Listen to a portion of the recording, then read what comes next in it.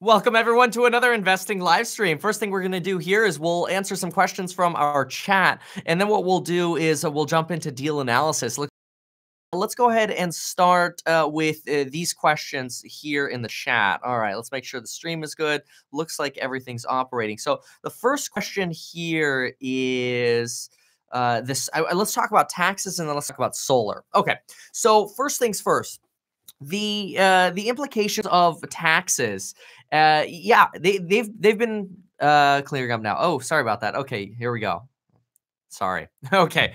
So, all right. Sorry, it started off a little choppy there. So, thanks for that heads up, JD. All right. So, we're going to start off by answering some of the general questions here, and then we'll go into deal analysis. We've got some people in escrow, so I'm super excited to talk about those. So, first things first that I want to touch on is Cato's question is, how have these, the new tax limitations on like the, essentially the doubling of the standard deduction and the limitation on interest write-offs affected real estate in California and New York? A lot of the provisions of the Trump tax plan have had a little bit of a rough start on California real estate and New York real estate. It's a little bit unfortunate, but we've seen prices, especially in the higher end areas like higher end Manhattan, a lot of those properties are having a tough time selling. They've gotten hit very, very hard with the implications of the latest tax plan. So taxes can absolutely have a pretty large impact to real estate prices. So it's something you always kind of want to try to pay attention to if you can.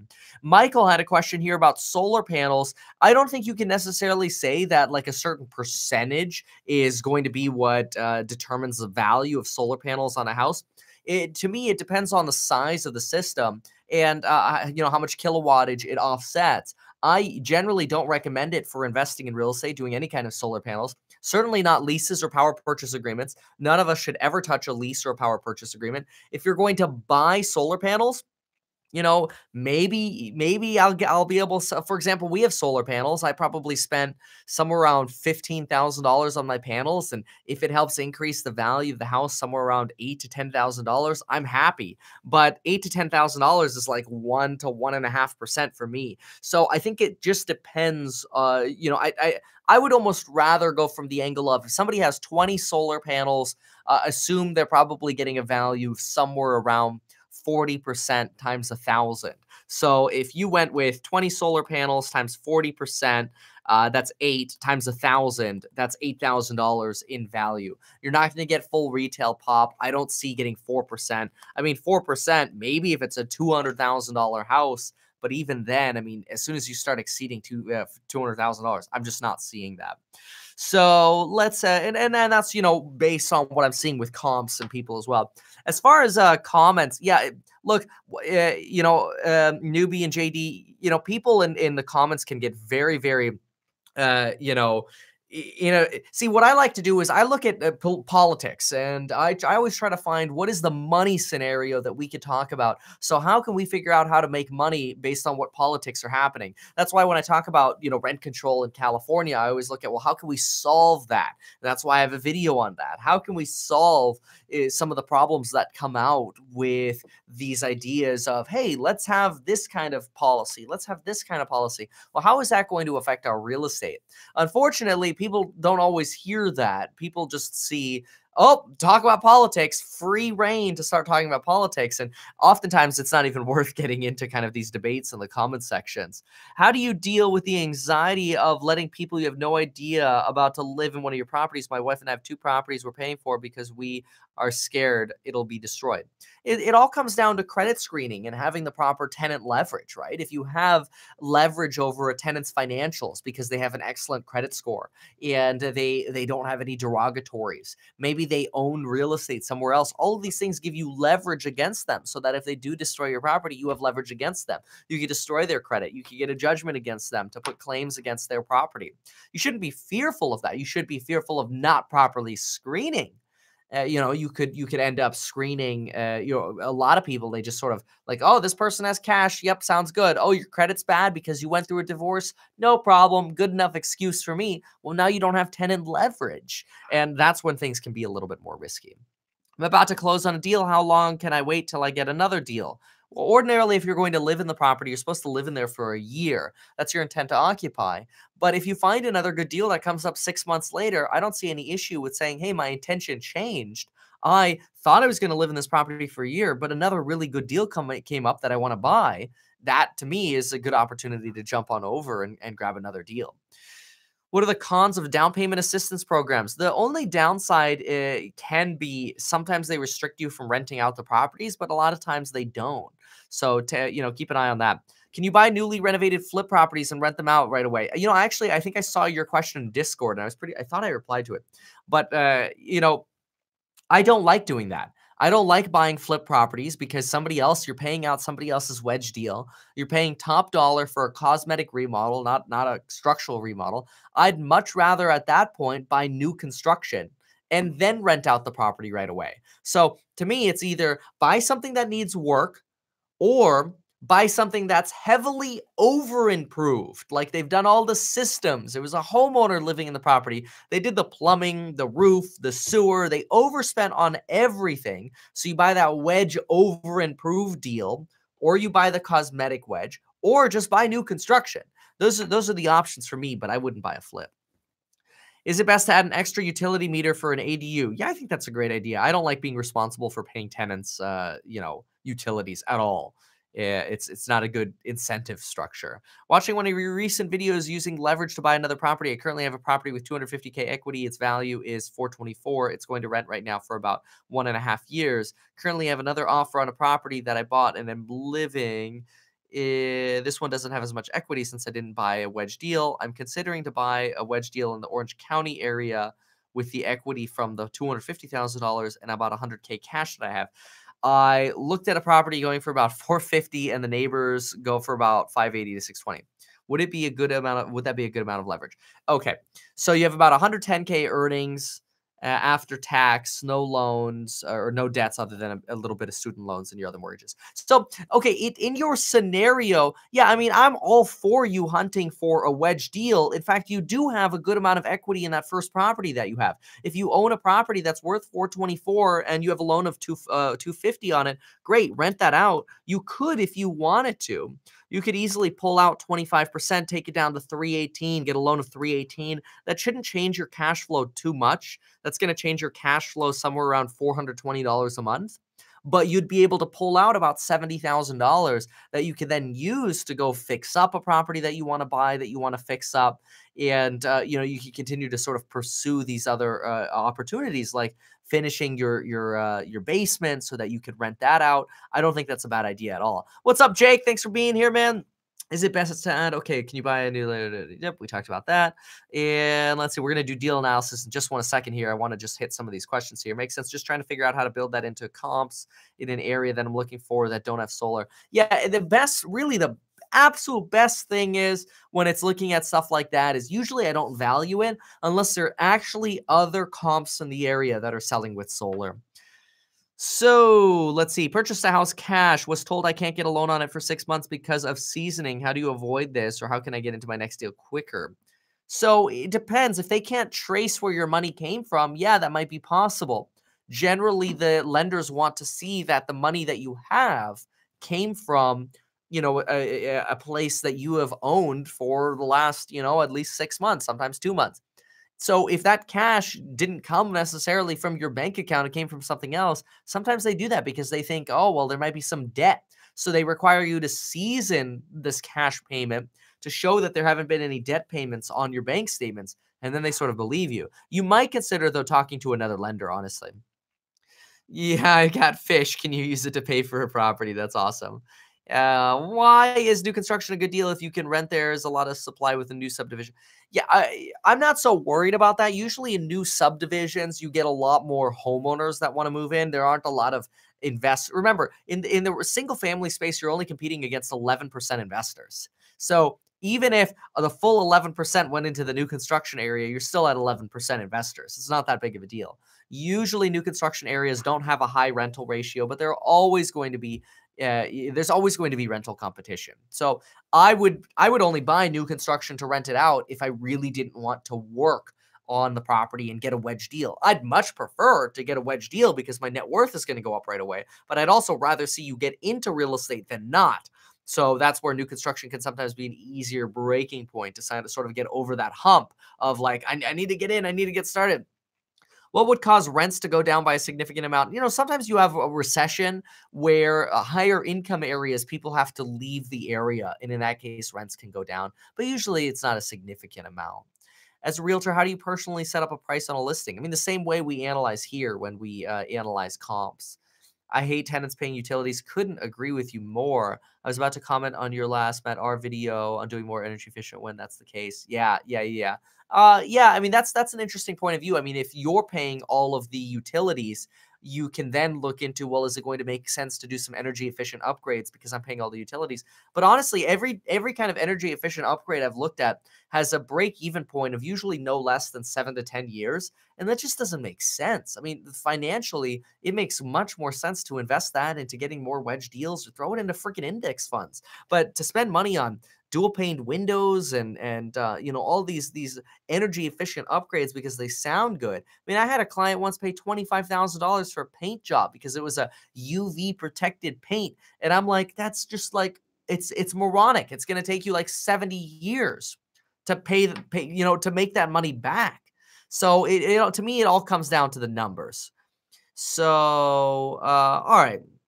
Yeah, I 1 month's gas bill, heat plus water, my 16-unit building over 3K. Yeah, it can happen. Zero fish is a level of fish. That's right. All right, let's do a deal here. So let's do a deal, and then let's circle back to the chat here. So we're gonna go into deal analysis escrows because we've got a few people here. So we're gonna start with this one about 10 min in.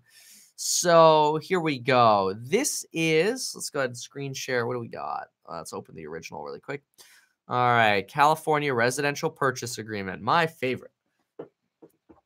There we go. All right, so we've got a deal in Bell Gardens, 5559 Watcher Street. Cool. So Bell Gardens, $400,000. Agent forgot the parcel number. No big deal. Agent forgot the little boxes over here. No big deal. And the license number. Couple things your agent forgot, but it's all right. So you got your deal, 400K. It looks like you're putting down about 10%. Yep, exactly 10%. That's awesome. Okay, so you just wrote this off for 6 days ago. And it looks like it's a signed offer. So you're in escrow. That's great.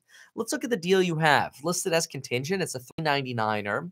Let me just pull up the chat really quick to make sure I have you guys, because sometimes y'all tell me things that I should pay attention to while I'm analyzing deals. So here we go. All right.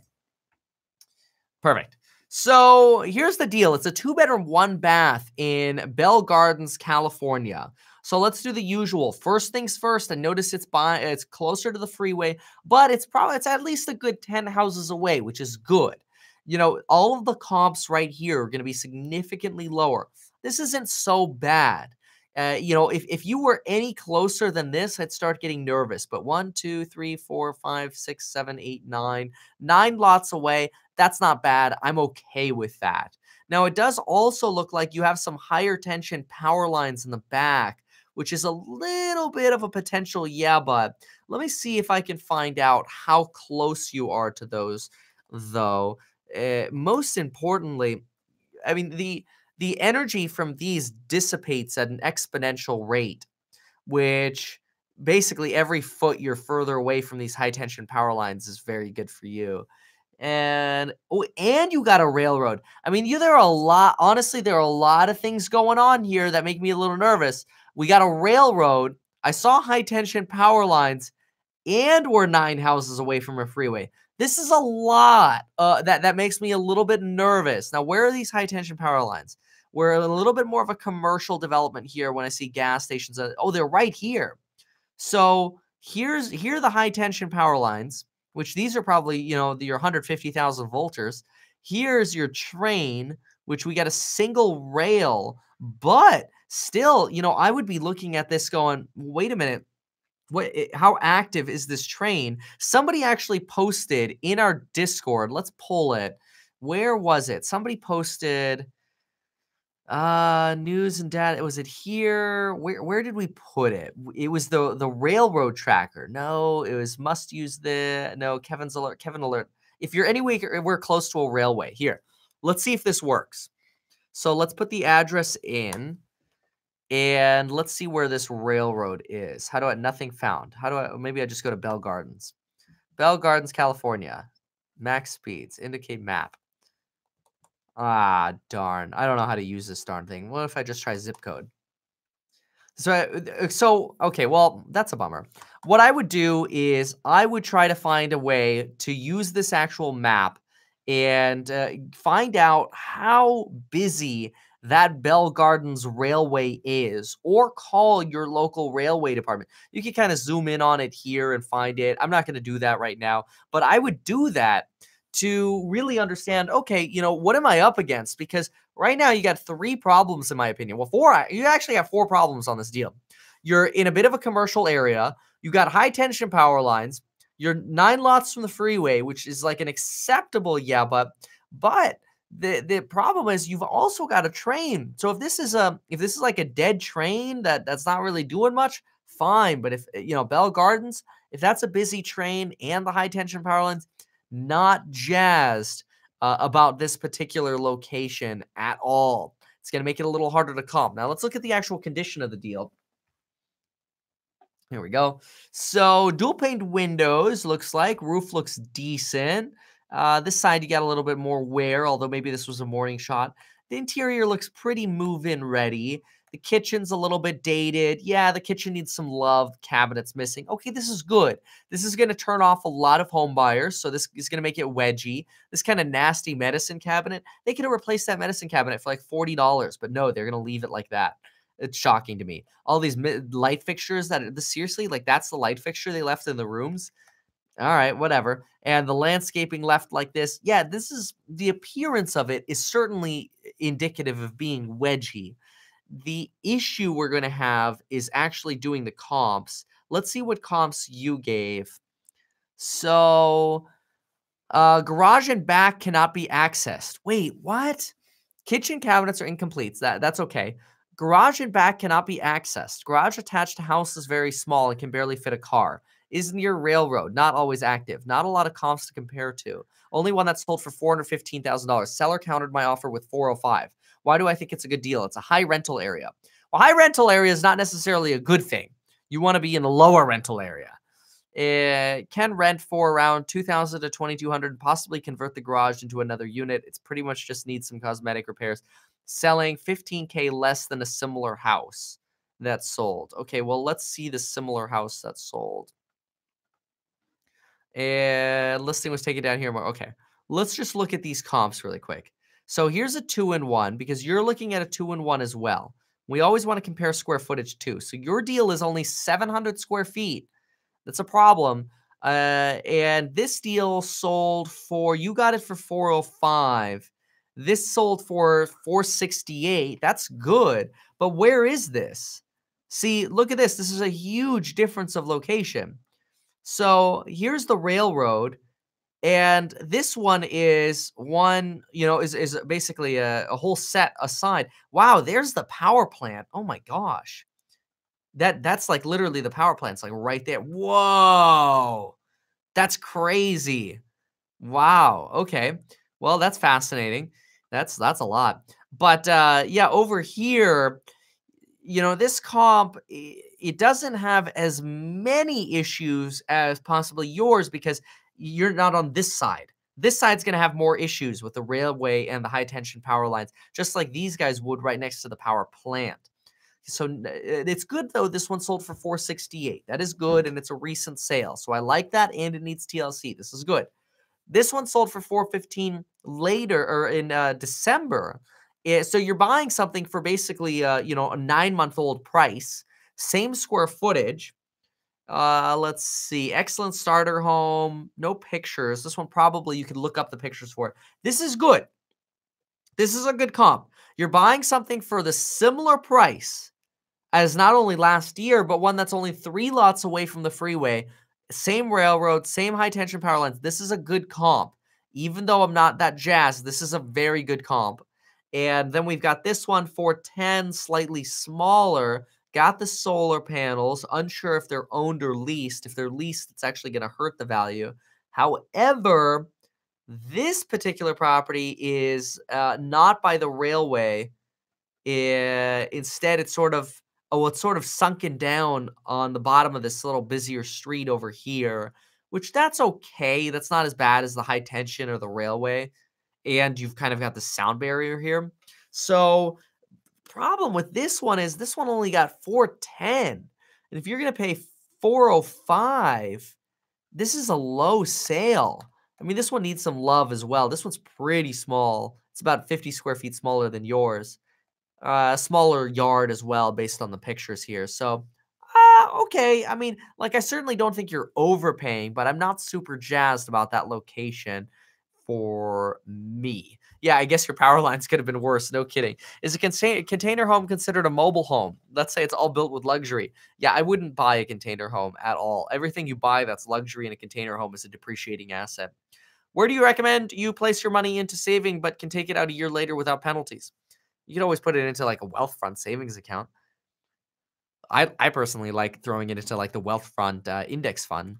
Backyard has a lot more mature trees. Or cannot have grass. Would you spend money to remove the trees? I wouldn't remove the trees just because they have large roots and it's hard to grow grass. I just throw some mulch down or some rocks or something, depending on what you want to use it for. But removing trees is expensive. All right, let's see if we can do another deal here. So let's see what we got. Righty here. So next deal that is in escrow. We have submitted an offer today for a deal in Fort Wood, Texas. Awesome. Responding. Remember, once you get into escrow, you always get the highest priority. Responding about 20 min in. All right, looks like we got 2 more escrow ones to do. So this offer got accepted. And we are under contract now. Inspection and appraisal have been completed. Waiting on appraisal summary. List price was $199. Realtor suggested we offer list, so we did. Seller came back and said they had another buyer who would do seller financing. So our realtor suggested we increase our price to 210, and we did, and you got it. Okay. So it's a single family, 4 and 2, with an attached 1-and-1 mother-in-law suite. That's awesome. Had an inspection done. Some foundation problems. Okay, I'd love to see that inspection. So the seller has had a foundation out, fixing the foundation or issues with warranty. Good. That's very good. So why do you think it's a good deal? We're looking at the property we could live in and rent out the back. Yep, perfect. I would also check in your area, though, if you could rent the front and the back separately. Sometimes you can't. You're putting down 15%. You got an awesome interest rate. That's amazing. 3.125. That's crazy. 1,100 monthly payment, and the front house will rent for $1,500. I love it. That's awesome. So let's look at your actual deal here. See if we can find it. So these look like these are your rental comps. Then here are the actual home details on it. So this is the one you got. 5 bedroom, probably 2.5 bath. I mean, this is nice. This is like move-in ready. You know, you could do a little bit with scraping the ceiling. Some of the tile, I don't know if it's the grout that's dirty or what's up with that grout, but it looks, Yeah, I mean, me personally, I'd be getting rid of that ceiling before moving in. The drywall works a little bit on the rough side, especially over here. You know, yeah, that's the biggest thing that probably bothers me. But that stuff's pretty easy. There's that guest house. This is a nice setup. I like that. They didn't paint your front door. It's just primed. But what is going on over here? We got some sinking. This is kind of where you got these foundation issues coming along right here. That's this might be is that the addition that has these foundation problems? Yeah, I would definitely want to see your foundation report. I would hang a little bit more value on because I know Texas, certain parts of Texas do have some issues with foundations. So these are going to be important things to consider. Let me see here though if we can go ahead and just analyze some comps for you. Let's see, link to the deal, and then you have a comp right here. I want to see just those for a moment. So these are rental comps. Let's just grab the actual comps on the deal because remember you paid 210 for it, even though it's pending at 199. So is this the house? Yeah, this is the house. So we'll zoom out a little bit and let's grab our comps. The difficulty with comping this is you have the guest unit. So you're probably going to be selling a little bit more at the top of the market because of that. Here's some lots selling for cheap. New construction for $199. Wow. That's crazy. See, the nice thing about this is you're not going to have foundation issues, but $199 new construction, really? I mean, you wouldn't have a guest unit. Here's what a house will go for without a guest unit is the assumption. They're asking $129. If you could because this might take a while. I would love your agent to send us some comps that show what a house with a guest unit is going for. Because right now, here's an example. Well, this is not bad. Let's see, what is this? 2609 Northwest 19th Street. So here's a property that sold in June. It's brand new though, built in 2019. It's hard for us to compare to this brand new stuff because when was yours built? Yours was built in 54. So you have a 50s property with foundation issues, but you have that guest unit. And, people have these opportunities to buy newer construction for somewhere around the same price you're paying, but it doesn't have the guest unit. But then check how severe are these foundation problems? How much are these plumbing and electrical issues going to cost you? What would it take to just convert something into a guest unit on a newer property? So I mean, I'm not opposed to the deal. I like where the deal is. I just want to balance some of these other things. The biggest thing for me, though, is I'd really like to find comps with guest units. Your agent should be able to do that pretty easily, especially since a lot of the content in Texas, I can't see the comps because they're all buried in the MLS and they don't get publicly reported to Zillow because people want to avoid taxes. So some things to consider. I'd post those comps. I'm not opposed to the property itself. Scrape the ceiling. And yeah, let's see here. This is the best format it is. Yeah, absolutely. Okay, so perfect. Let's go ahead and jump on into the next deal. If you have any questions, always feel free to ask here on the live as well. But the next one we're going to do is David B. David B responding at, what are we in? About 26 minutes in. So we're going to look at David's deal here. House listing. It's a single deal. Any abnormalities? Part of the backyard slopes down steeply. Why do you think it's a good deal? Excellent neighborhood area. See, I like to hear that. Excellent neighborhood, excellent schools, good property values, located centrally to a lot of tech jobs. Back inside, border local park. Awesome. Purchase price, $400K, as is, contingent on inspection. Let's see. They took it originally a cash offer, but that bailed out. Those can sometimes be good deals to buy. It's when somebody backed out of a deal. So let's go ahead and look at this deal. So what do we got? We've got this deal here that's pending for $400K. Let's see. Let's grab it on Zillow. And let's find some comps for it. So it's 1,900 square feet. It is a 4-bedroom, 2-bath. We're going to zoom into our location here. Where is it?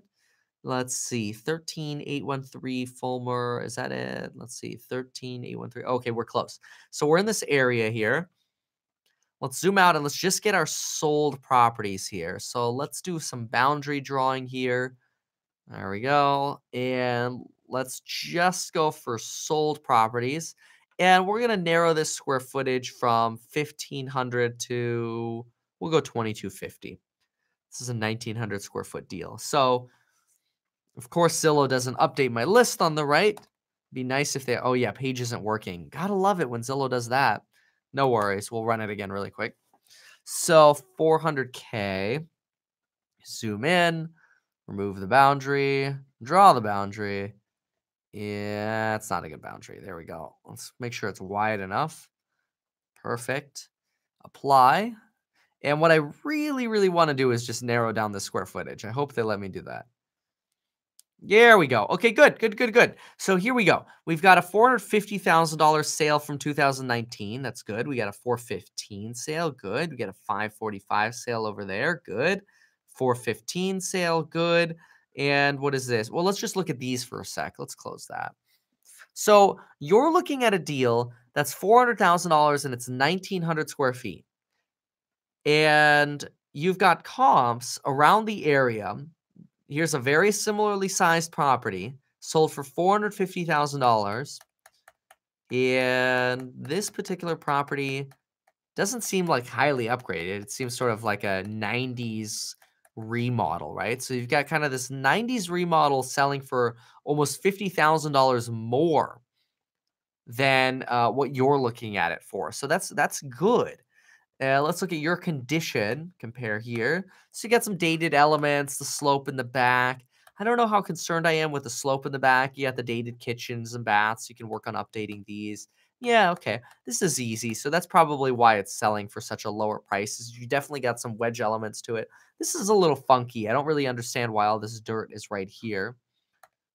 I mean, I know the backyard slopes down. Nice funky door right there. Yeah, I would definitely make sure to inspect the foundation on something like this, though. When you have a property like this, foundation is huge on a property like this. So, and then the last thing I want to do is I want to look at the lot, 8,200 square foot lot. Okay. So, 8,200 square foot lot. And here's one with a slightly larger lot that sold for $450,000. But look at this lot, it's flat. So that's gonna be a big value distinction because I think you might be getting a $20,000-$30,000 wedge here, but you might be losing 20K because of that lot. Huh. Let's see another one here. So this one sold for $415,000. It was only slightly smaller, similar age, similar lot size, but from all we can tell here, it's a flat lot, a little bit smaller, a similar size to yours though, smaller from the last comp. Sold for 415. So if wedge deals, if the places that need cosmetic repairs are selling for 415, you might want to try to see if you can get this thing down. I think that slope is blurring our ability to do solid comps here. Here's a newer property, yeah, built in 85. Also got a nice lot size though. And no pictures. All right. That sold for 545. That's great, but it's a newer property. And then we have this older comp here at 415. It seems to me like everything that sells with one of these flat lots, well, this one actually has a little bit of that slope going on too. Good. I was going to say everything with a flat lot seems to sell for more. 415 also having a similar kind of sloping. That's a better comp. But this is a problem. But it's newly updated.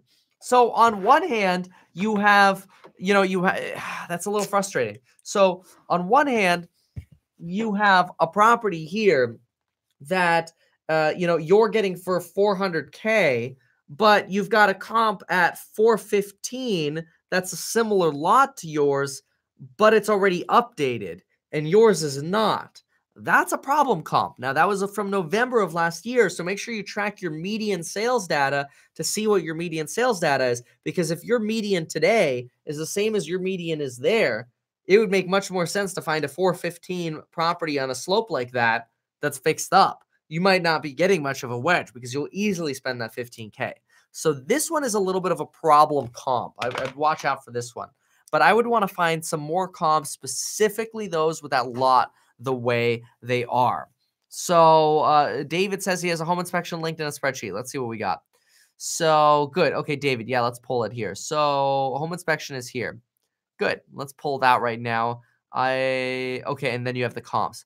Yeah, so the problem with the comps is this is hold on. This is great that they're all like this, but it's very, very, very important that we're looking at solely properties that have that similar lot size. It's, looking at it like this, it's very, very, very difficult to look at comps. I'd rather use fewer comps, but look at them each individually. So, you guys got a radon test. What did it come back at? Let's see. Problem loading more pages. Okay, let's just download here. In 1 second, we'll switch over. Let's look at your home inspection and the radon here together. We'll open that, and we'll open that. All right, radon gas report. Here we go. So 4.7, fix the home. This is actually a little higher than usual. That's interesting. Yeah, because I've done a radon test before, and I got like a 1.8 out here in California. Know that what's actually fascinating here is oftentimes radon can be a result of cracks in the foundation. So, I'm interested to see if your home inspection indicated any possible issues with the foundation. Oh, can't wait to see you in Miami. That's awesome. Yeah, folks, I can't wait to see you if you come to the crash courses. So, water shut off. That looks good. Let's just get to the exciting stuff here. Picture. What are these? Safety issues. They're going to give us pictures, right? Everybody wants to look at the pictures. Oh, they do it this way. That's frustrating. Because usually they do issue. Oh, here we go. This is better. And the detailed. Okay, this is what I want. So uneven surfaces. Retaining wall is leaning. Yeah, this part is a little meh. I don't even know why that's there, honestly. Let's see what else we have. Spalling brick. Spalling occurs when moisture penetrates. Yep. All right. I know you guys have a lot more humidity in that area as well. Not so worried about some of these things. I mostly want to see if there's any indication of larger issues of the foundation. That's going to be the most scary part to me. So far, nothing I'm seeing here looks super scary. Nice walkway here between the insulation.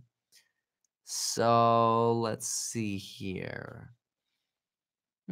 Water guns for grading, insulation, ventilation, floors, water damage, and linoleum. See, I mean, the property needs its cosmetic love, but that's okay. These things are all expected. I'm more concerned about the foundation. So let's see if I could scroll a little fast. Oh, good. You got a new furnace, though. That's good. AC just needs a new line set right there, a little cover on the outside. I'm just going dizzy looking for the foundation. Maybe I could look at the index again. Snake skin was found. Wow, that's weird. All right, let's look here to see if we can find where it says foundation. Structure, page 30. Structure. Here we go. Oh, it was here. This is all we have? Foundation is inaccessible. Oh, darn. Okay. Well, I mean, if the foundation's okay, then it's probably done. It's settling already. But I'm worried that the reason you have this radon issue is because of possible foundation issues. So I would look for various, like if you're having any kind of sloping or weirdness in different areas, difficulty opening and closing windows, because those could be some red flags for you. And some of the comps make me a little nervous. But I would do a little bit more, get some specific comps from your agent, and maybe I just missed the specific ones that have the very similar lot issue. How is Texas able to avoid property taxes? Yeah, basically, no, you don't get that in California. Some states have laws that say there's no requirement for sales data to be reported to the tax assessor. So that's how they can get around some of that stuff. California does not have that. You are required to report your sales data. I know you look for finding wedge deals, but do you consider wedge deals when the median income of a city is 500K? You can find a home within that city for 200K. Wait, the median income or the median house of a property, or the median price of a property? So, look, I mean, would the house just go up in price of the median? Yeah, I mean, if the median in an area that you're looking at is $500,000 for a house, a 3-bedroom, 2-bath, you have to go, in order to get something cheaper, you have to start with like a studio or 1-bedroom, 1-bath, right? That's usually the way to get started. And start small and kind of work your way up. All right, let's do another deal here. So we finished off in the regular section with D-Rock's deal. So we're going to go do Sam's deal as long as it's still active. Analyzing your deal. What are we in? 40, 37 men in. So let's analyze Sam's deal. Sam has a single family, submitted an offer and received account. Oh, you should have put it under deal analysis escrows for $252,000 plus seller putting in AC and $5,000 towards closing costs. So basically, you're going into this deal for somewhere around $247,000. FHA loan. It's on a busy road. Darn it. Why do you think it's a good deal? Population growth, new construction, commercial construction could easily add a room. I don't know if you necessarily want to add. They did not list additional basement bedroom. Oh, that's good. Got to confirm the window works for egress. Okay. All right. Let's go ahead and pull it up and let's see what you got. So this is in Utah. A lot of people in Utah, by the way, do dig out the basements and they have sort of like these egress pits for windows. Like, watch this. Basement window egress. Usually these little rocky pits. Yeah. See? Like, this is what, yeah, there you go. This is what you would see. Oh, you could see best from these. You see these kind of like rocky areas here. And it's just so if there's a fire or something, people can get out and they can climb out. These are your egress pits. You see this a lot in Utah. So you can make that happen. All right. Excuse me. All right. So, house on the Logan River, hard to find location. You said it's on a busier road. Is it just because the 100 East is a big, like, people can carry this all the way through?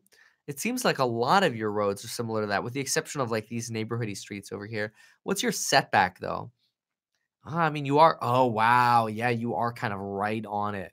This is a lot larger of a road than I thought it was going to be. Okay, so that makes sense. House on the inside, oh, so Utah. This is great. It makes me miss Utah. Yeah.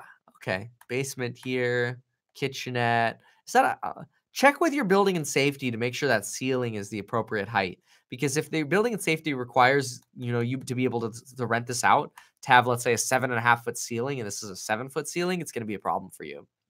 So yeah, exactly, JD. Gotta have egress in basements. Find out what it's gonna take for you to be able to make that egress setup work. 4 bedroom, 3 bath, 2950 square feet. Let's look at some of the comps you gave. So we'll pull them one at a time here. 1, 2, 3, 4, 5, and 6. So remember, your deal was you're getting it for about 247, and it's 2,900 square feet. You got this deal that's a lot smaller that sold for 320 or 235, built in 1909, a while ago. That sold almost a year and a half ago. When was yours built? Yours was built in 23, so it's not that much newer. Okay. Huh. And this one's on 400 East, which is not as busy of a road as 100, but it's pretty close. Okay. Well, that's not a bad comp. A similar price a year and a half ago. Not sure what the condition is, but it's older. The road bothers me a little bit, but so far I'd say that's okay, this comp. Here's another one that's significantly smaller, but this one is, what, one lot off? Yeah, one lot off 100 East. I mean, look at this. Look at just this satellite view of how many cars are here. Like, what is happening there? This almost looks like, isn't that weird? This almost looks like these are a bunch of cop cars right here doing a stop on somebody. But yeah, clearly a busy road. Okay, we'll get off that for a sec. This one's for sale for the same price. Like, comparing to this, it's like, I mean, I don't like that backsplash, but it's pretty move-in ready, this guy. Does this one have a basement too that maybe they didn't consider in the square footage? So this one, I would check to see if this one has a basement, because I'd rather see you not on a busy road. What is this one?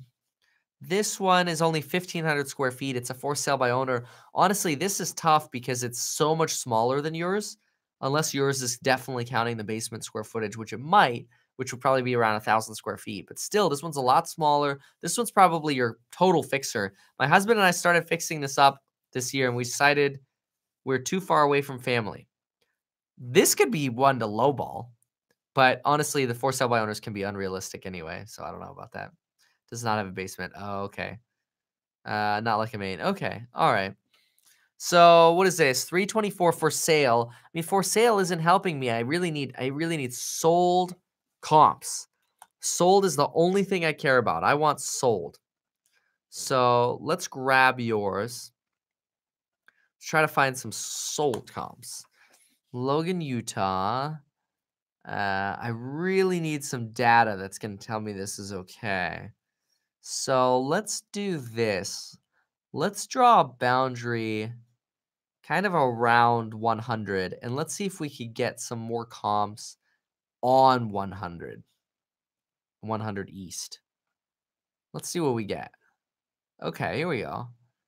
So here we got a sold comp, multifamily home. Well, this is a little complicated of a comp to look at. Okay, so skip that one. What is this one?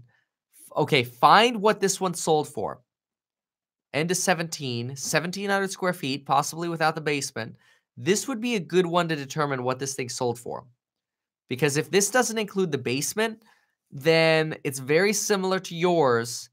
And but look, it's off the busy road also. Yeah, just off. That's going to create some value. Being off that busier road could create somewhere around maybe $30,000 in value. 17 sale. Not a lot of sales on the street that are recent. Here we go.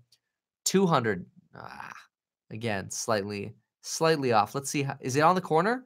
Wait, if this one's on the corner, it could be a good comp.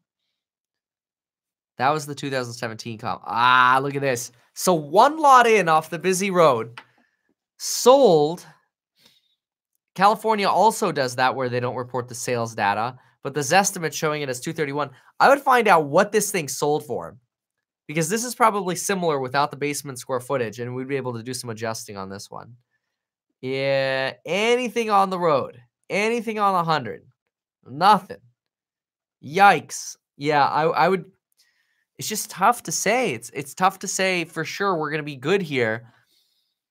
On yours, not this one, on yours, without some more comp data. But I would compare to this one too, and I think you said it doesn't have a basement, so yeah, 100 frequent everyone. Yeah, I don't know. I really ask your agent for some solid sold comps that have a basement, and that if anything, ideally, if we can get some more data on these on 100 East, that's going to help us, because otherwise I feel like we're shooting in the dark a little bit on that one. So I like the house. I like the idea of transforming the basement. I like the idea that you wrote an offer, getting out there, rocking it. But yeah, keep that in mind. So, all right, let's continue on. Yeah, and I know Brandon, I think you decided to get rid of the shower, which is good. So let's see here. Chris Mesa, analyzing your deal around, and we'll do some live stream questions too. Where do you get your quartz counters? I mean, anywhere locally you can get. Generally, you can find these like slab yards where you can go buy these things pretty inexpensively. Your local granite professionals or quartz professionals should have access to that pretty easily. Around the end of today's live. So, here's a 1-bedroom, 1-bath condo that we're going to look at. And it comes with 1 parking spot, needs cosmetic work, and it's in foreclosure. I feel I can ask 130 for the property. Let me know. Okay. 1-bedroom, 1-bath. Hey, it's Miami. I hope you're coming to my Miami event. Let's see here. So this part of Miami, yeah, you're definitely like West Miami, above Kendall and below Hialeah.